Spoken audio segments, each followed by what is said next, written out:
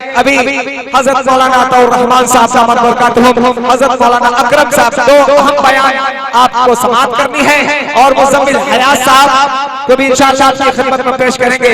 हजरत गिरामी, अब बिला किसी ताखीर के खिताबत के लिए आपके सामने मैं पेश करने जा रहा हूँ। अरबाब फिक्र नजर, फसाहत व बलागत से बाअसर, मुस्लिह इंसानियत, नवाज़े कौम व मिल्लत, तर्जुमाने तौहीद व सुन्नत, मंबाए तहज़ीब व सकाफत, बल्कि जिस शख्सियत का नाम नामी इसमें गिरामी मैं पेश करने जा रहा हूँ, ऐसी शख्सियत है जो अगर आयत कुरान की तफसीर की तरफ मुतवज्जह होते हैं तो हक़ाइक़ को मारिफ के जौहर लुटाते नजर आते हैं। अगर अहादीस नबी की शरह व वज़ाहत को माइल होते हैं तो मसाइल इल्म व इरफ़ा हल होते नजर आते हैं। इससे मेरी मुराद हज़रत मौलाना अताउर रहमान साहब अता-मिफ्ताही बानी व मुहतमिम अल जामिअतुल हबीबिया पुरैनी भागलपुर, मैं हज़रत का इस्तेक़बाल इन अशआर के साथ कर रहा हूँ कि दिलों में जुस्तजू बढ़ती है और तनवीर होती है, दिलों में जुस्तजू बढ़ती है और तनवीर होती है।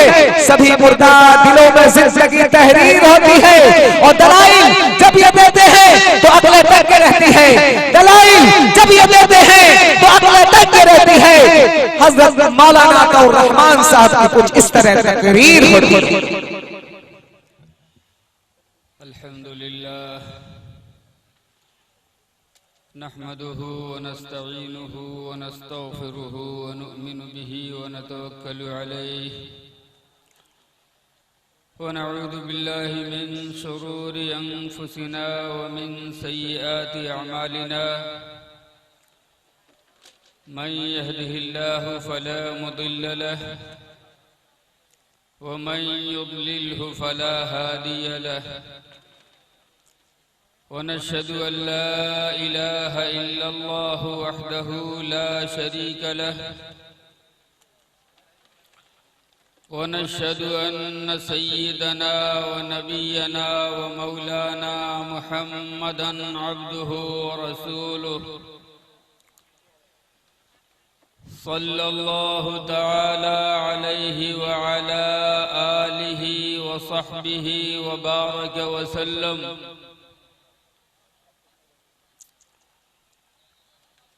अम्मा बअदु फ़अऊज़ु बिल्लाहि मिनश शैतानिर रजीम।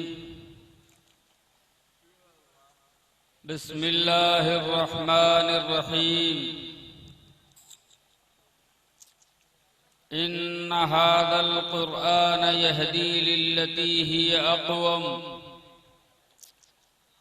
व युबश्शिरुल मुअमिनीना अल्लज़ीना यअमलूना अस्सालिहाति अन्न लहुम अजरन कबीरा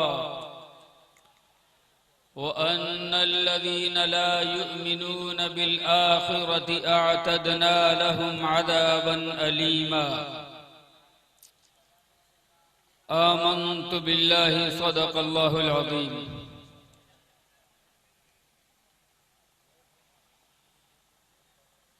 मेरे मोहतरम बुजुर्गों, भाइयों और दोस्तों,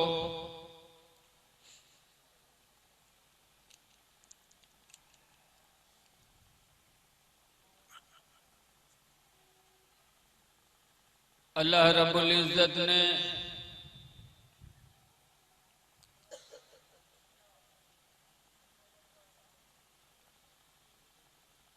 इंसानों को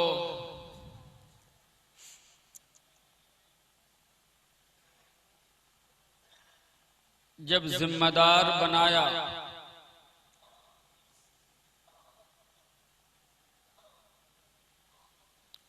और इंसानों के कांधों पे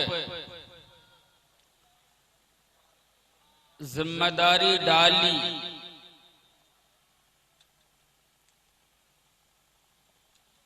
तो इस बात की जरूरत भी महसूस हुई कि अल्लाह की तरफ से इंसानों की रहनुमाई की जाए। इस बात की भी जरूरत महसूस हुई कि इंसानों को अल्लाह की तरफ से रास्ता दिखाया जाए।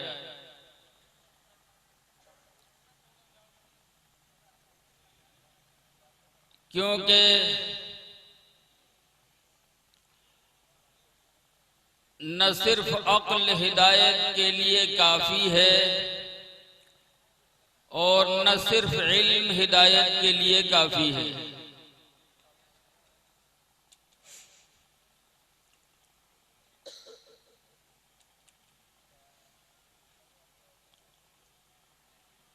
मिसाल से अगर समझना चाहे कोई तो उसे इस तरह समझना चाहिए कि यहाँ जितने बैठे हुए लोग हैं इन सब की आंखों में अल्लाह ताला ने रोशनी रखी है।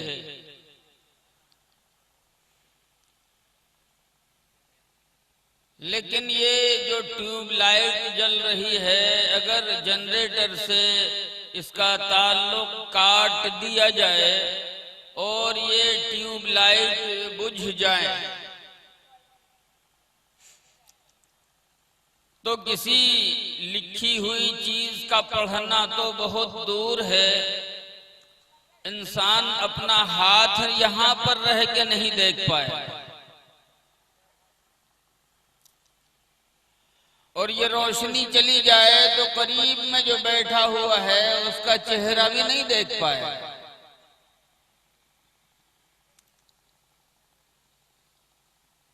इसका ये मतलब तो हरगिज नहीं है कि यहां सारे बैठने वाले अंधे हो गए। सबकी आंखों में रोशनी है,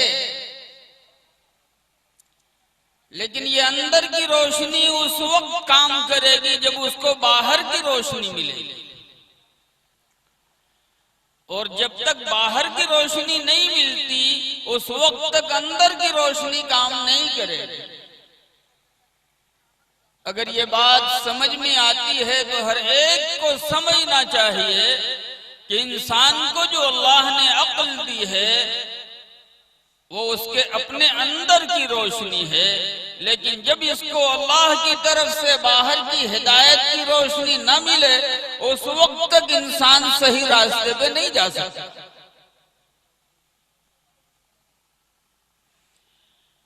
यही वजह है मेरे दोस्तों, मेरे बुजुर्गों, कि अल्लाह रब्बुल इज्जत ने शुरू से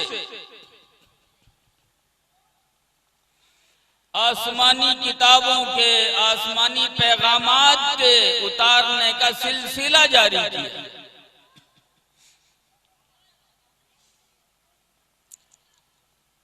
हजरत इब्राहीम अला नबीना व अलैहि सलातु वस्सलाम जो अल्लाह के दोस्त थे उनको भी आसमानी सहीफे दिए गए। हजरत मूसा अलैहिस्सलाम आए तो उनको तौरात दी गई। हजरत दाऊद अलैहिस्सलाम आए तो उनको ज़बूर दी गई। हजरत ईसा अलैहिस्सलाम आए तो उनको इंजील दी गई। और सय्यदुल अंबिया वल मुरसलीन हुजूर अकरम जनाब मोहम्मद रसूलुल्लाह सल्लल्लाहु अलैहि वसल्लम तशरीफ लाए तो अल्लाह रब्बुल इज्जत ने उनके जरिए कुरान दिया। लेकिन एक बात समझो मेरे दोस्तों, मेरे बुजुर्गों, कुरान से पहले जितनी किताबें आई उनमें से कोई किताब रहने के लिए नहीं आई थी, वो तमाम किताबें जाने के लिए आई थी। यही वजह है कि नबी चले गए तो कुछ दिनों के बाद पीछे पीछे किताब भी चली गई। हजरत इब्राहीम अलैहिस्सलाम चले गए तो उनके बाद उनके सहीफे चले गए। मूसा अलैहिस्सलाम चले गए तो तौरात चली गई। दाऊद अलैहिस्सलाम चले गए तो ज़बूर चली गई। ईसा अलैहिस्सलाम चले गए तो इंजील चली गई। और हमें इस पर कोई अफसोस नहीं करना, इसलिए नहीं करना है कि जो किताब जाने ही के लिए आई थी वो किताब चली गई तो इसका मलाल क्या हो। और अगर दलीलों से समझना हो तो मेरे दोस्तों, मेरे बुजुर्गों, इस बात को समझो कि पिछली जितनी किताबें आई थी, जिन जुबानों में आई थी, न वो किताब मिल रही है और न वो जुबान पाई जा रही है जिस जुबान में वो किताबें नाजिल हुई थी। आज उस जुबान के आम तौर से पढ़ने पढ़ाने वाले बिल्कुल नहीं। ये दलील है इस बात की कि वो सारी किताबें वक्ती तौर से इंसानी जरूरत पूरा करने के लिए आई थी, लेकिन कुरान करीम अल्लाह रब्बुल इज्जत ने कुरान को भी जिंदा रखा है, और जिस जुबान में कुरान नाजिल हुआ था उस जुबान को भी अल्लाह ने जिंदा रखा है। कुरान भी लाखों सीनों में महफूज है, और इस जुबान के जानने वाले भी करोड़ों की तादाद में पाए जाते हैं।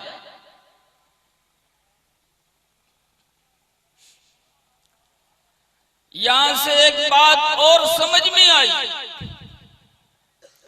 कि अल्लाह रब्बुल इज्जत को अगर तौरात को क़यामत तक के लिए हिदायत का जरिया बनाना मंजूर होता तो अल्लाह न तौरात को जाने देता और न उस जुबान को मिटने देता।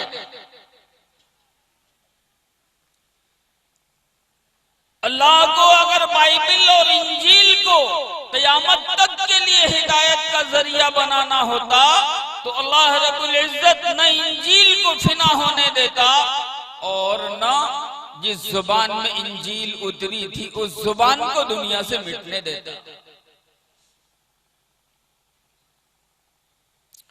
लेकिन ये कुरान जो उतरा है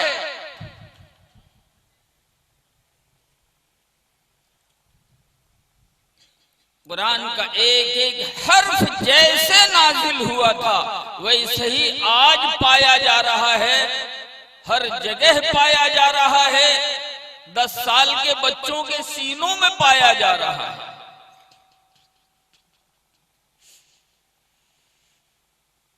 और वो जुबान भी मौजूद। पीर जुल्फकार साहब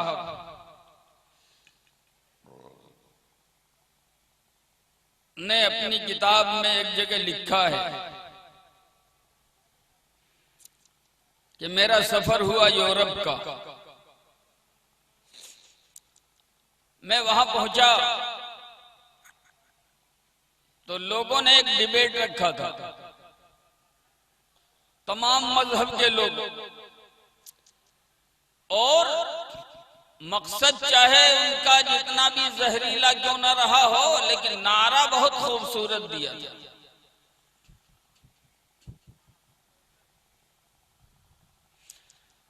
और सारे बातिल लोग इब्लीस से लेके आज तक यही कर रहे हैं।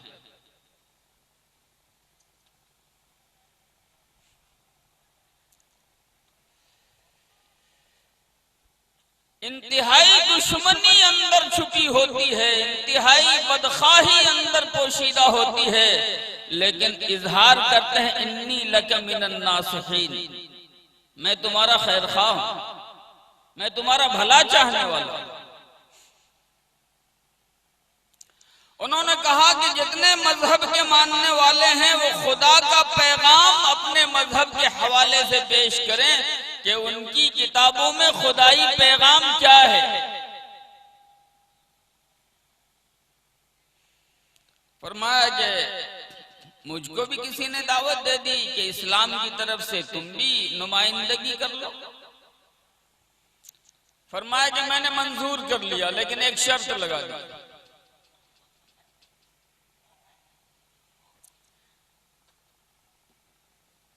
खुदा का पैगाम लेकिन खुदा ही की बोली में, खुदा का पैगाम लेकिन खुदा ही की बोली में। अगर ये मंजूर करते हो तो मैं शरीक हो रहा हूं। जिन लोगों ने ये प्रोग्राम किया था उनका जहन उस तरफ नहीं गया और उन्होंने मंजूर कर लिया, कहा ठीक है। अब जब मैं वहां शरीक हुआ तो इब्तिदा से यहूदियों के बड़े आलिम खड़े हुए और उन्होंने अपने मजहब के हवाले से कुरान का खुदा का पैगाम जैसे ही पेश करना शुरू किया, फरमाया कि मैंने ऑब्जेक्शन, रुकावट डाली। मैंने कहा यह मुआहदे की खिलाफ वर्जी है। अब सब चौंके कि ये क्या हो रहा है।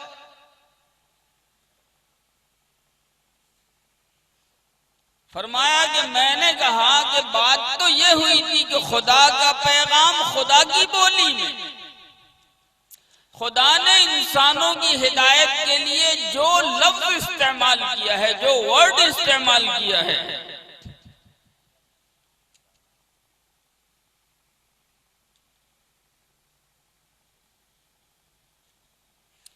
Message of God in the word of God, खुदा का पैगाम खुदा ही के अल्फाज। आप ये बताओ कि ये जो अभी सुना रहे हो, तो क्या इसी बोली में अल्लाह ताला ने ये पैगाम, ये मैसेज उतारा था, या ट्रांसलेशन पेश कर रहे, तर्जुमा बयान कर रहे? तो उसको इकरार करना पड़ा कि ये ट्रांसलेशन है। कहा ट्रांसलेशन की बात नहीं थी, तर्जमे की बात नहीं थी, बात तो ये थी खुदा ने जो पैगाम पेश किया है, जिन लफ्जों में पेश किया है, जिस बोली में पेश किया है, उसी बोली में खुदा का पैगाम आप दुनिया के सामने लाओ। और ये चीज मैं आपको बता दूं कि पूरी दुनिया में कहीं किसी के पास नहीं। अगर तौरात के लोग दावा करें कि ये ठीक खुदा का पैगाम खुदा की बोली में है, तो वो झूठ बोले, सवाए तर्जमे के उनके पास कुछ रखा हुआ नहीं। और जब असल ओरिजिनल नहीं है तो तर्जुमे का कोई वैल्यू भी नहीं है, कोई एतबार भी नहीं। क्या पता कि तुमने अपनी तबीयत से घड़ के पेश किया हो। लेकिन कुरान का मामला दूसरा है। कुरान का मामला यह है कि एक बेईमान बरसों की मेहनत के साथ अगर कुरान के हरूफ में कहीं कहीं से एक एक लफ्ज बदल बदल के कहीं पहुंच जाता है, एक पारे में पूरा पारा दुरुस्त है, सिर्फ एक लफ्ज बदल दिया, लफ्ज नहीं सिर्फ एक हर्फ बदल दिया, हर्फ नहीं सिर्फ एक जेर बदल दिया, सिर्फ एक जबर बदल दिया। और जो पेश करना चाहेगा, सुनाना चाहेगा, चाहे वो लिखा हुआ हो, और एक मदरसा दीनिया में पढ़ने वाला तालिब इल्म जिसने सही ढंग से उसको पढ़ा है, जिसने सही ढंग से सीखा है, जिसके सीने में कुरान महफूज है, और वो जब सुनेगा कहे ठहरो, यहां तुमने गलत पढ़ा। और पढ़ने वाला कहेगा कि देखो मेरे पास छपा हुआ कुरान है, उस कुरान में ऐसा ही लिखा हुआ है। तो ये 10 साल का लड़का खड़ा होकर कहेगा कि छापने वाले ने कागज के ऊपर कुरान को गलत तरीके से छाप दिया है, हम उसे नहीं तस्लीम करते, लाओ दूसरा कुरान लाओ और उससे टैली करो, देखो समझ में आ जाएगा। तो पूरी दुनिया में एक बेईमान भी अगर खड़ा होता है और कुरान करीम के साथ मिलावट करने की कोशिश करता है, तो 10 साल का एक बच्चा उसकी चोरी को पकड़ के साबित कर देगा। एक देहात में किसी बड़े शहर में जाने की जरूरत नहीं है।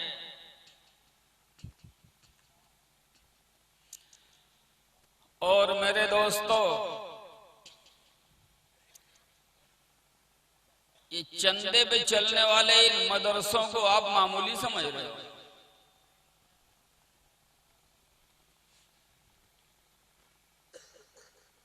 चंदे पे चलने वाले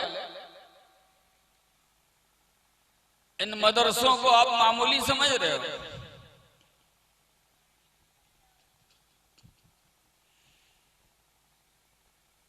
मैं कहता हूं हालात देखता हूं, और हालात देख के मैं कहता हूं यकीन मानो, ये जो बेईमान ताकतें हैं, चाहे वो अमेरिका की हों, वो चाहे वो इंग्लैंड की हों, वो चाहे वो रूस की हों, वो अगर घबराती हैं तो सिर्फ और सिर्फ इन चटाई पे बैठने वालों से घबराती है। उनको यकीन है कि ये पागल किस्म के लोग, ये दीवाने न बिकते हैं न झुकते हैं।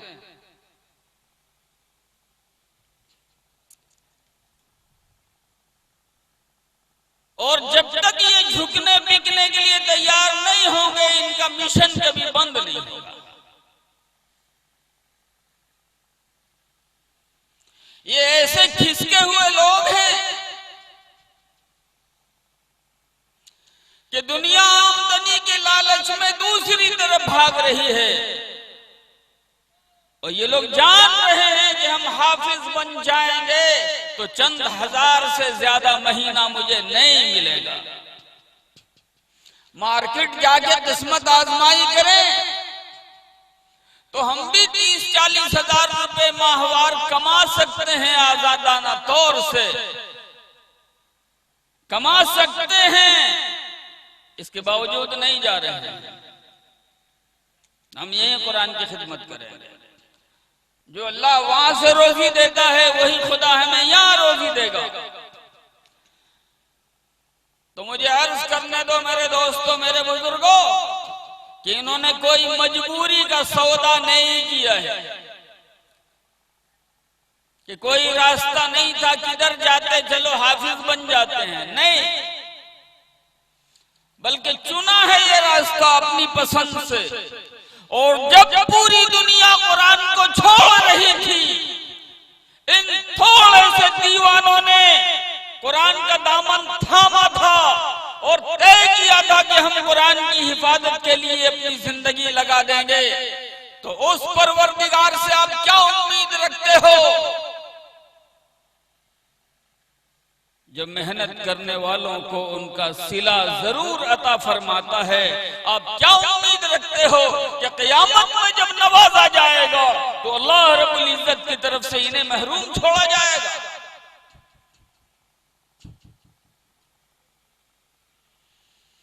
बल्कि अल्लाह रब्बुल इज्जत की तरफ से जो इनाम दिया जाएगा वो अल्लाह के सबसे ज्यादा चहीते, सबसे ज्यादा प्यारे, सबसे ज्यादा मुकर्रब और सबसे ज्यादा मुअज़्ज़ज़ नबी और रसूल ने अपनी जुबान में फरमाया है, इनको मकाम दिया जाएगा और ऊंचा और ऊंचा और ऊंचा और ऊंचा।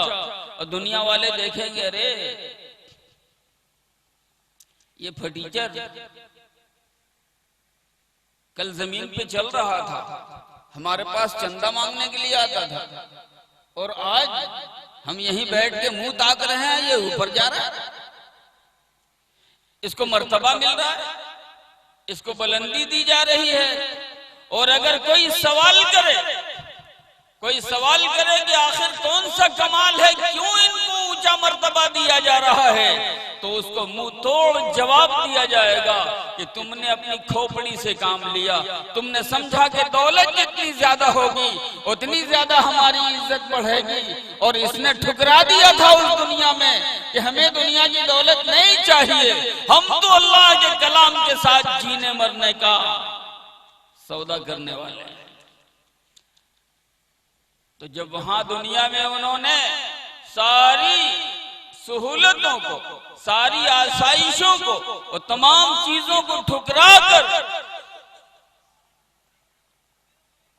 आखिरत का सौदा कर लिया था, और आज अल्लाह ताला उसके सिले में इनको ऊंचा से ऊंचा मर्तबा दिए रहा है, अता फरमा रहा है, तो इसमें अकल वालों को हैरत करने की क्या जरूरत है? और देखो, एक बात कहता हूं, शायद अल्लाह की इसी में भलाई और मसलहत है क्योंकि वो परवरदिगार जो दुनिया वालों पर दौलत के दरवाजे खोल रहा है, वो परवरदिगार चाहता तो दीन के खिदमतगारों पर भी दौलत के दरवाजे खोल सकता था। जैसे ही कोई बच्चा हाफिज़ कुरान बनता, अल्लाह की तरफ से दुनिया में इनाम की बारिश होनी शुरू हो जाती। अल्लाह की तरफ से दुनिया में उनके घर में खून बरसना शुरू हो जाता और दौलत छप्पर फाड़ के आने लगती। अल्लाह चाहता कर सकता था, लेकिन मेरे दोस्तों, मेरे बुजुर्गों, अगर ऐसा हो जाता तो लोग अपने अपने बच्चों को डॉक्टर बनाने का ख्वाब देखना छोड़ देते। हर बाप सबसे पहले अपने बच्चे को हाफिज बनाना।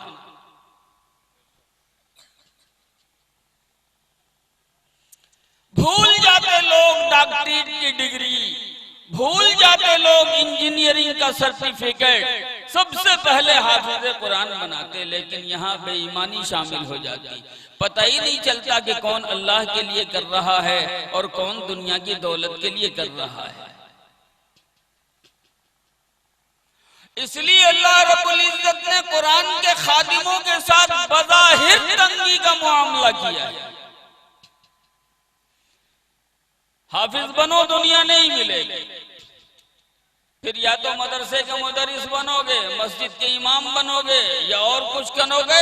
इसी लाइन में तुमको जीना पड़ेगा। बज़ाहिर जो दुनिया वाले कमा रहे हैं 40,000, 50,000 और लंबी लंबी रकम, वो तुमको नहीं मिलेगी। अब आओ कौन आता है और जानबूझ के अब अगर आ रहा है कि ठीक है हमें नहीं चाहिए 50,000, हम 5-7 हजार ही में अपनी जिंदगी गुजार लेंगे, तो मेरे दोस्तों, मेरे बुजुर्गों, इसका मतलब ये है कि वो दौलत के लिए नहीं आ रहा है, वो अल्लाह के लिए आ रहा है और कुरान से मोहब्बत करके आ रहा है। और दुनिया में कोई बंदा कुरान से मोहब्बत करके अपनी जिंदगी कुरान की खिदमत के लिए वक्फ कर दे और अल्लाह रब्बुल इज्जत क़यामत के दिन उसको महरूम रहने दे, ये बेइंसाफी अल्लाह से कभी नहीं होगी।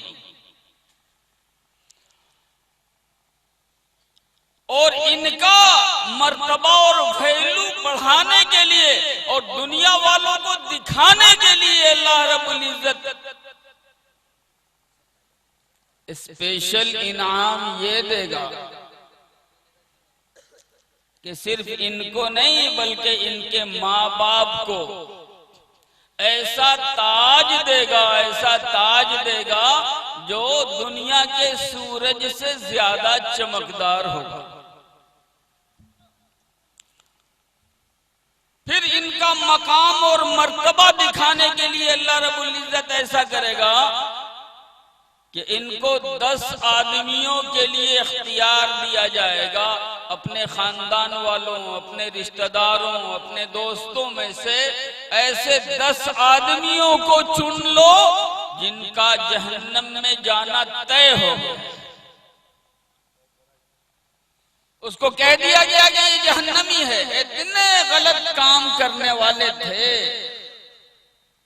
ऐसे मुजरिम थे जिनकी वजह से सजा यकीनी है, उनके बचने की, उनके निजात की कोई सूरत नहीं, कोई रास्ता नहीं बचा। तो अल्लाह रब्बुल इज्जत स्पेशल इनाम जो हाफिज को देगा दुनिया वालों को दिखाने के लिए। तुम कहते थे कि मदरसे का मुदरिस है, तुम कहते थे कि मस्जिद का इमाम है, तुम कहते थे कि वहां का मुअज्जिन है, इसका वैल्यू क्या है, सुनता कौन है? मेरे दोस्तों, मेरे बुजुर्गों, जब क़यामत के दिन किसी बादशाह की नहीं सुनी जाएगी, जब क़यामत के दिन किसी बड़े हाकिम की बात नहीं चलेगी, उस दिन अल्लाह रब्बुल इज्जत दिखाएगा कि देखो इसका वैल्यू क्या है। किसी जहन्नमी को किसी बादशाह के कहने से माफ नहीं किया जाएगा। किसी जहन्नमी को किसी दुनिया के बड़े डिग्री होल्डर के कहने से माफ नहीं किया जाएगा। किसी जहन्नमी को दुनिया में किसी कारून का खजाना जैसी दौलत रखने वाले किसी शख्स के कहने से माफ नहीं किया जाएगा। उस दिन ये मामूली, जिसको दुनिया मामूली समझती है, लेकिन अल्लाह की नजर में बेइंतहा कीमत वाले हैं। अल्लाह दिखाएगा कि देखो बादशाह इनके कदमों के खाक के बराबर नहीं है। किसी बादशाह के कहने से हम नहीं छोड़ रहे हैं, किसी डिग्री होल्डर के कहने से नहीं छोड़ रहे हैं, किसी दौलतमंद के कहने से नहीं छोड़ रहे हैं। और ये हाफिज इशारा करेगा, ए अल्लाह इस फलाने को बख्श दीजिए। अल्लाह पाक फरमाएंगे अच्छा जा उस लाइन से निकल के जन्नतियों वाली लाइन में खड़ा हो जा। फिर देखेगा कि अल्लाह ये भी हकदार है, जरा इसको भी, ए अल्लाह इसको भी। एक एक हाफिज को 10-10 जहन्नमियों को गोया यूं कहिए कि जन्नती बनाने का हकदार अल्लाह बनाएगा, उसका हक देगा। और ये कोई मामूली इंसान नहीं कह रहा है, मैं क्या हैसियत रखता हूं इतना बड़ा ऐलान करने की, लेकिन दुनिया में जो सबसे ज्यादा सच्चा इंसान पैदा हुआ है, अल्लाह के बाद उनसे बड़ा सच्चा कोई नहीं है। वो सादिक व मस्तूक नबी हुजूर अकरम जनाब मोहम्मद रसूलुल्लाह सल्लल्लाहु अलैहि वसल्लम इरशाद फरमाते हैं कि क़यामत के दिन हाफिज का एजाज किया जाएगा और 10 जहन्नमियों के बारे में अल्लाह ताला उसे इख्तियार देगा, तुम चाहो तो इशारा करो और इसको जहन्नमियों के कतार से निकाल कर जन्नतियों की फहरिस्त में उनकी लाइन में खड़ा कर दिया जाए। बहरहाल वक्त बहुत हो गया और अल्लाह ताला हमें सोचने समझने और अमल करने की तौफीक अता फरमाए। मदरसा दीनिया को बेहतरीन तौर से काम करने की तौफीक बख्शे, गैब से उनकी मदद करे, काम करने वालों की, असातिज़ा की, तलबा की, मुआविनीन की हिफाजत फरमाए और सबको अपने खजाने गैब से बेहतरीन सिला अता फरमाए। व आखिर दावाना अल्हम्दुलिल्लाहि रब्बिल आलमीन।